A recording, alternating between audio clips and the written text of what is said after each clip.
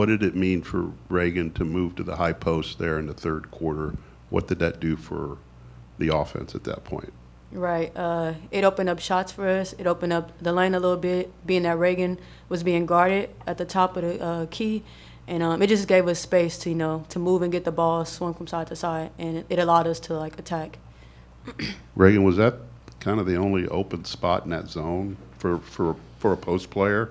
Because I know you guys tried to go inside to Lana and Kendall at times, but, why was that open, and kind of what did you do to kind of take advantage of the spacing there? Yeah, I would say so the high post was definitely an important emphasis, and a baseline runner, because just when we were able to hit that middle, it kind of sucked everyone in. So then our shooters were open and our passes to the corner were open as well. So being able to utilize that, helped our rebounding because then our post was able to go low, and then got shooters open on the outside. Kendall, from a number standpoint, didn't have a huge game, but what did she give you guys that maybe didn't show up in the stat sheet? Coach talked about it a little bit in the locker room, and it was just her physicality, especially on offense.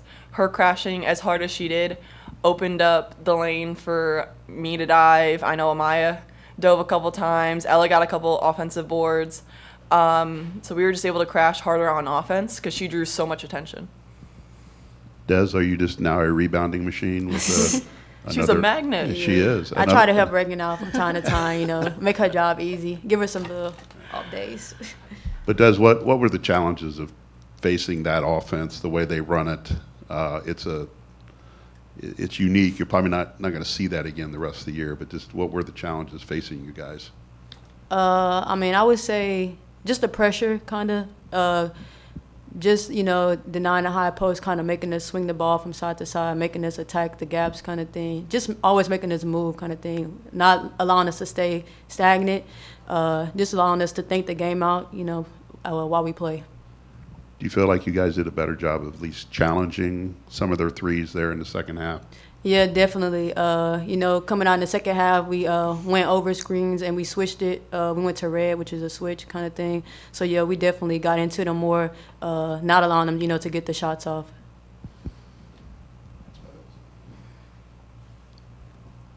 And Reagan, in the second half, the three trio of transfers, you guys combined for 26 to the 31. What does it mean in these kind of tough scenarios? You guys are down at half, where the guys have a lot of experience to go out there and score almost all the points for Purdue?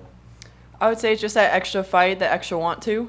And then us having that experience, being able to kind of lead the younger girls along helps fuel the entire team, the entire bench, so there's no drop-off when subs come in, when we come out. So it just kind of hypes everyone up. And secondly, what was that halftime talk like? You guys go out and you guys, besides that 1-3, you guys blow them out 21-4 in the third quarter. What does that halftime talk about, and what got you guys so motivated to go out there and dominate? Really, it's who wants to get it done. What do you want to do? You kind of got to force your will on people. So we kind of slacked off in the second quarter. And if we want to be that threat that we want to be this year, it starts now. It starts today in this game. So that just introduced a new physicality on offense, on the rebounding end, box outs, the extra want to on contesting shots. Yeah, Reagan, you talked about that second quarter. It looked like you guys were a little bit, looked like the intensity wasn't high. Maybe that was effort, maybe that was concentration. But, what did you feel like was that stemmed from? I would say a little bit of they just made shots. They made tough shots. They made shots over us, and that just is on us. We need to be that extra inch closer, that extra step closer to them to contest that shot and make them hesitate a little bit so then we can actually rotate on defense more. So it's really not playing to their pace, playing to ours, and being able to set the tone on defense. Yeah, what was the scout like on them? They spaced it out a lot, and they didn't make you pay for most of the time except for that second quarter. But do you think the rest of the game you guys' rotations improved, or did they just stop making shots? I think we adjusted our scout a little bit. We went to a more switching 1 through 5 instead of the guards trying to get through, which helped our helped our guards, I think, in the end. They try to take advantage in the post, but we have really physical guards who are willing to fight. So, yeah, just change and scout a little bit.